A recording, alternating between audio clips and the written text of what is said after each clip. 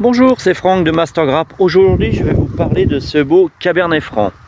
Alors, le Cabernet Franc, c'est le 17e cépage le plus planté au monde, avec 45 000 hectares sur la planète, dont 36 000 en France. On lui connaît beaucoup de surnoms comme le Breton en Val-de-Loire, le Bouchy à Madiran, le Bouchet à Saint-Émilion et Bergerac, mais aussi le Carmenay ou la Grosse Vidure dans le Médoc. La légende voudrait que ce soit l'abbé Breton, administrateur de l'abbaye de Bourgueil, qui ait planté les premiers pieds de vigne de Cabernet Franc dans ce vignoble au XVIIe siècle. Cependant, Rabelais en parlait déjà au XVIe siècle en citant ce bon vin breton en parlant des vins de Chinon. Après des analyses ADN, on a pu découvrir que ce cépage vient de l'autre côté des Pyrénées, de la région de Navarre. Ce seraient donc des pèlerins au retour de Saint-Jacques-de-Compostelle qui l'auraient rapporté en France. C'est un cépage qui a un débourrement précoce, donc attention aux gelées printanières. Mais il a aussi une maturité tardive, il lui faut donc de belles arrière-saisons.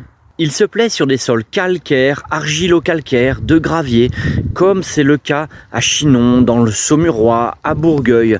Mais n'oublions pas aussi la rive droite du Bordelais où il est très présent. C'est le cépage principal du château Cheval Blanc à Saint-Émilion. Il nous donne des vins avec des arômes de fruits rouges, de cassis, de groseille, de myrtille, des arômes floraux, d'iris, de violette, et puis sur le calcaire notamment, en vieillissant, des notes de sous-bois comme on lui connaît bien dans certains secteurs du Val-de-Loire. Sur le schiste, comme on en joue dans le secteur de Brissac, il nous donne des vins plus robustes et plus tanniques. Sur le calcaire, ces tanins sont assez suaves. Il peut nous donner des vins avec des tanins assez friands et croquants et un joli fruit dans la jeunesse sur les sols sédimentaires légers comme en bordure de Loire sur des sols de gravier sur le Val-de-Loire, mais aussi des vins plus corsés, plus structurés lorsqu'on est sur le tuffeau.